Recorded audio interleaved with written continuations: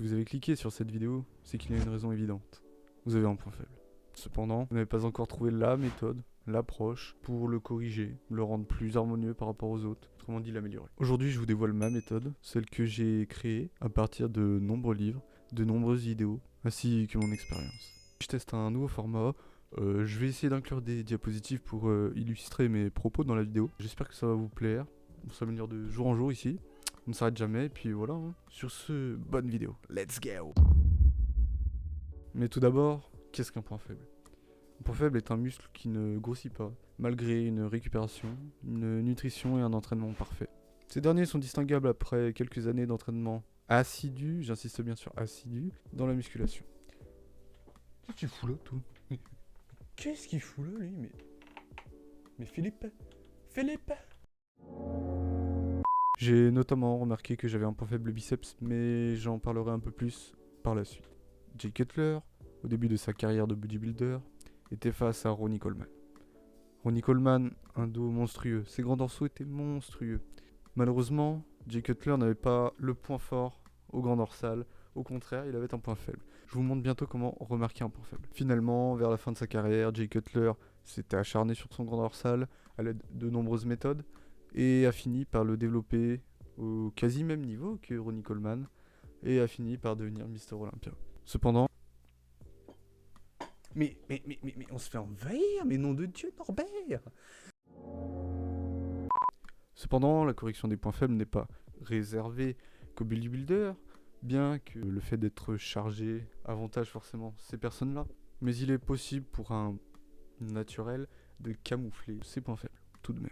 Il faut aussi noter qu'il existe des vrais points faibles et des faux points faibles. Les vrais points faibles sont causés par des muscles courts, c'est-à-dire des muscles dont la partie tendineuse est supérieure à la normale. Du coup, la partie musculaire forcément est un peu moindre. Donc le potentiel de développement est réduit. Tandis qu'un faux point faible serait plutôt un muscle long qui présente un retard de connexion neuromusculaire. Ainsi, bien que son potentiel de développement soit supérieur à celle d'un muscle court, un muscle long peut être un retard par rapport au reste du corps.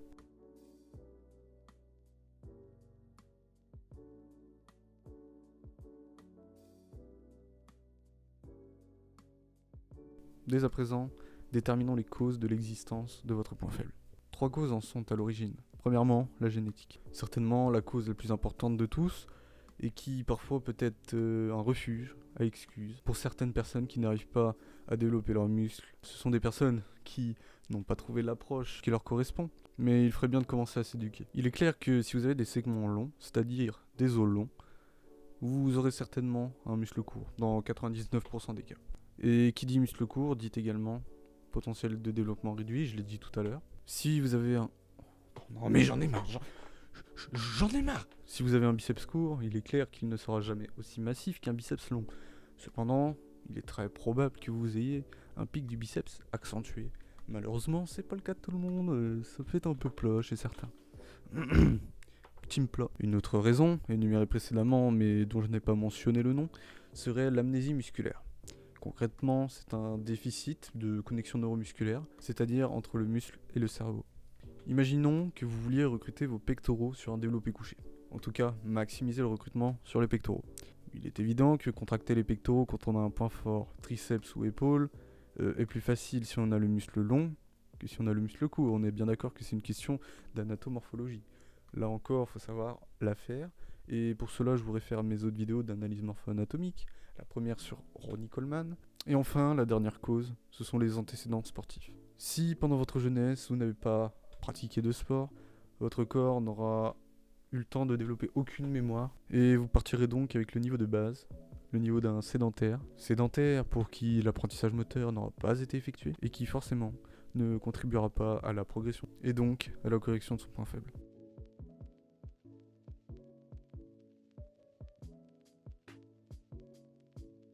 Ensuite, il existe différentes clés pour rattraper un point faible. Aujourd'hui, on est dans un format court, donc je vais pas tout vous énumérer. Cependant, je vous ai fait votre petite diapositive avec toutes les variables avec lesquelles vous pouvez jouer pour accentuer le recrutement sur tel ou tel muscle. Bien évidemment, je vous donne tout ça, mais vous n'allez pas tellement savoir quoi en faire, comment l'organiser, mais par la suite, je vais vous donner mon approche qui est, ma foi, assez cocasse. J'ai donc distingué deux types de variables. Premièrement, les variables hors entraînement, c'est-à-dire celles qui concernent la programmation à la maison, car nous allons le voir, la programmation doit respecter des cycles bien précis. Et celles pendant l'entraînement, et c'est ce que nous allons voir plutôt dans la deuxième partie de cette vidéo, je vous l'annonce, qui se passera à l'entraînement, c'est-à-dire en salle, bon chez moi du coup.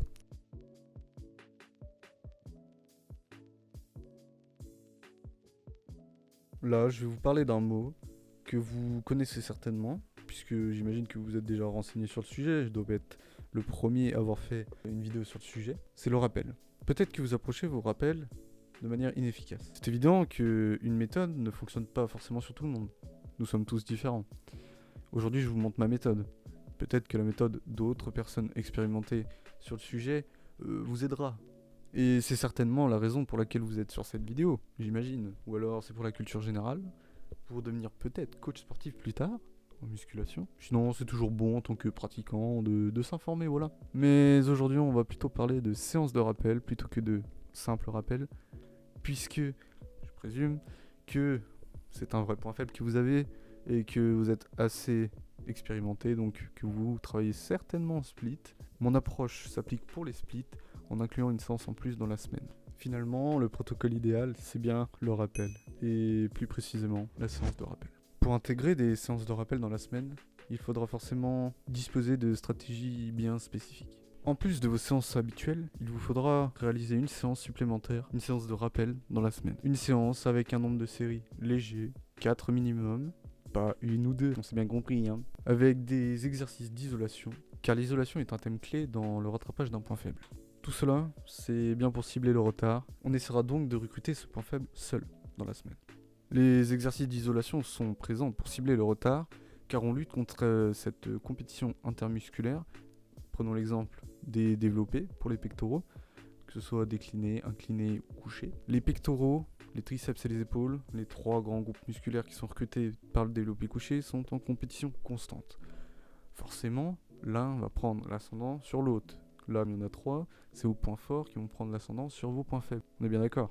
Plus de muscles, plus de force générée par les muscles, donc c'est eux qui prennent l'ascendant finalement sur le recrutement. Et en faisant une séance de rappel comme celle-ci, on cherche à lutter par les exercices d'isolation à cette compétition intermusculaire. Ainsi, un pec deck serait donc plus approprié pour rattraper un point faible pectoraux, que ce soit en termes d'isolation ou de récupération. Quelles sont les conséquences de l'ajout d'une séance de rappel ? Vous bénéficierez d'une augmentation du volume et de la fréquence, tout en optimisant votre récupération, car le travail que vous allez faire dans votre séance habituelle sera de la pulvérisation.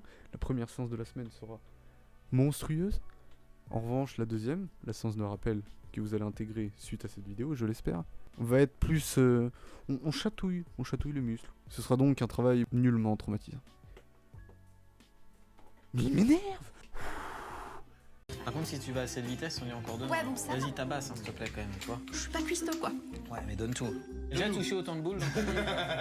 L'objectif de l'instauration d'une séance de rappel est bien sûr la redynamisation de l'anabolisme. Alors tout à l'heure je vous avais parlé de cycle, donc dans votre programmation, combien de temps vous devrez garder votre séance de rappel ?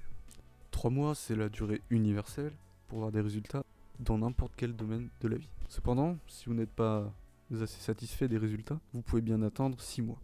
Donc une fois que votre point faible aura bien progressé et que vous en serez satisfait, vous pourrez revenir à une programmation plus classique. Ensuite, il va de soi, il va falloir équilibrer le volume. Pour cela, vous allez devoir délaisser vos points forts. Forcément, si vous avez un point fort, triceps et épaules, pour développer vos pectoraux, vous allez devoir les délaisser, c'est-à-dire retirer du volume, retirer des séries dans la semaine. Avec l'instauration de la séance de rappel, justement, vous allez privilégier votre point faible en lui rajoutant du volume. Il ne faut surtout pas oublier que le volume d'entraînement est une des 3 composantes de la croissance musculaire, avec l'intensité et la fréquence. Ça y est, on arrive dans la partie la plus intéressante. Comment faire une séance de rappel ? Il faut bien distinguer 2 types de fréquences. La fréquence 1, qui concerne plutôt les petits muscles, qui récupèrent en moins de temps, c'est-à-dire entre 20 et 24 heures. Tandis que la fréquence 2 concerne plutôt les gros muscles, qui récupèrent en plus de temps, c'est-à-dire entre 36 et 48 heures. Les petits muscles du corps sont les biceps, triceps, abdos, mollets, et éventuellement le cou. Tandis que les gros muscles sont les pectoraux, les trapèzes, les dorsaux. Dorsaux, c'est pas juste grand dorsaux, c'est grand dorsaux plus grand rond. Et quadriceps, ischio-jambier, ainsi que, j'en oublie un, les épaules. Observez bien l'écart entre les deux fréquences, 1 et 2, pour comprendre la récupération justement des muscles. Cette récupération est importante car c'est pendant la séance que vous détruisez le muscle, vous cassez des fibres. Finalement, c'est pendant cette récupération que vous allez construire du muscle. Pour déclencher la croissance musculaire, il n'y a pas de secret, il faut mettre de l'intensité dans votre séance. Pour la première séance, vous devez exploser, détruire, destroy le muscle afin de finalement causer une croissance musculaire. Car un point faible, on doit vraiment le travailler spécifiquement et accentuer forcément l'intensité, le volume et la fréquence, c'est important. Une fois la séance du lundi établie sur votre point faible, essayez de ne pas le lendemain engager la même articulation, ou tout du moins vous pouvez, mais de manière moins intense. Admettons que vous fassiez les pecs le premier jour, le lendemain, vous ne pouvez pas faire les épaules à haute intensité car vous allez vous détruire articulairement. Il y a plusieurs types de récupération, 5. Il y a la récupération musculaire, la récupération articulo-tendineuse, la récupération nerveuse, la récupération hormonale, et du coup, ça fait 4. Je suis con. Le troisième jour peut être un muscle que vous entraînez avec la même articulation que le premier jour. Essayez tout de même le deuxième jour de ne pas trop réengager cette articulation car vous l'avez déjà entre guillemets pulvérisé le premier jour. La deuxième séance est donc plus légère avec 2 exercices d'isolation. 2, c'est une base, vous pouvez très bien en faire un seul, mais je dirais 4 séries minimum comme je l'ai dit auparavant. Donc vous pouvez très bien faire un exercice tel que le pec deck pour 4 séries, ou alors faire 2 exercices tels que pec deck écarté poulie vis-à-vis, 2 séries chacun. Ces exercices devront être effectués avec des tranches de répétition plutôt élevées, allant entre les 25 à 35 répétitions, je dirais. Comme c'est au début de la semaine que vous avez le plus de focus, plus d'énergie, vous commencez la semaine par le point faible. Admettons que vous commenciez par les pectoraux, qui sont chez vous un muscle court, vous pulvérisez, deuxième séance légère, voilà, vous vous laissez entre les 2 séances le temps de récupérer à vos pectoraux, et on est bien. Cette récupération sert à mieux tabasser le muscle. Le fait que vous n'ayez qu'un muscle à recruter dans votre séance va aussi faire que vous allez à la salle dans un mindset vraiment de destruction. Vous y allez que pour ça finalement, ou sinon vous faites rien, vous le skippez. Durant votre séance de rappel, vous pourrez bosser sur vos tempos, votre exécution, et encore bien d'autres choses. Alors comme je l'ai dit auparavant, le mieux c'est d'entraîner le muscle seul. Cependant, vous pouvez très bien l'entraîner en premier, et ensuite intercaler des exercices de biceps, triceps, c'est-à-dire un petit muscle. 2 gros muscles à la suite, je ne vous le conseille pas, car finalement vous serez tellement fatigué d'avoir travaillé intensément le premier muscle que le deuxième sera compliqué à encaisser.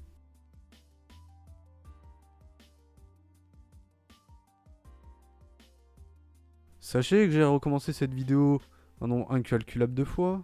Tu peux témoigner toi? Dis oui. Oui, de toute façon je l'ai pas payé.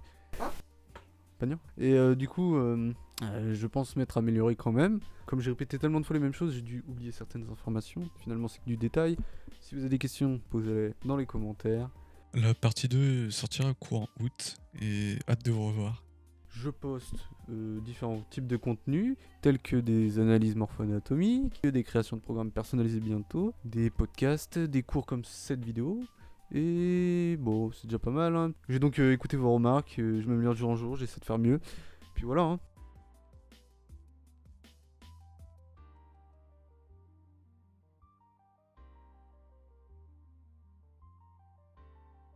Allez, ciao les boys!